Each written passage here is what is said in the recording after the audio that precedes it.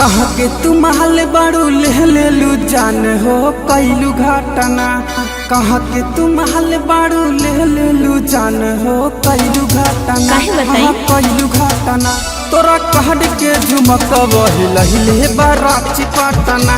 तोरा कहन के झुमक बहिले बाराची पटना। बुढ़बो जवान भाई लागे करैबू गोहरी दूर घटना। बुढ़बो जवान भाई लागे करैबू गोहरी दूर घटना। हाँ दूर घटना तोरा कहने के झुमक बहिले बाराची पटना।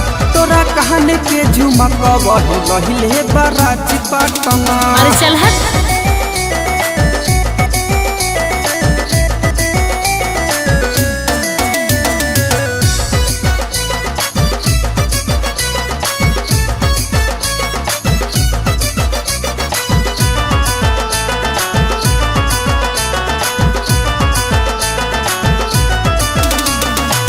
हवा में लहरे गोहरी बाल तोहरे फुला हो। होठवा रसहिला गोहरे गाले गुल गुल हो। यही तो बात सचे बा। पहुँच नहीं पाई बाबू हमर जवानी। छोड़ दे तू कोई अपन मन मानी। चिकन चिकन देह तोहर कैसे भइले गहले गोरे तना। चिकन चिकन देह तोहर कैसे भइले गोरे गले तना। हाँ गले तना तोरे कहने के झुमका बहिले बाराची पटना। तोरा कहने के झुमका बहिले बाराची पटना।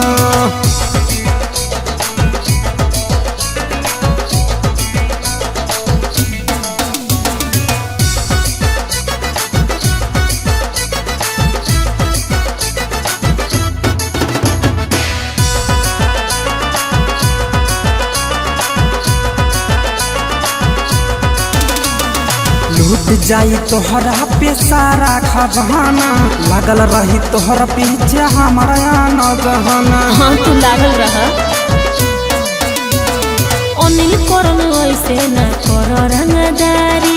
पर जगो कबो तू तेरा में भारी। प्यार करब तोहरा से पानी बा समुंदर में गोर जेतना। प्यार करब तोहरा से पानी बा समुंदर में गोर जेतना।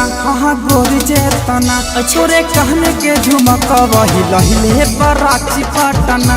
तोरा कहने के झुमक बहिले बाराची पटना। बुझाइल।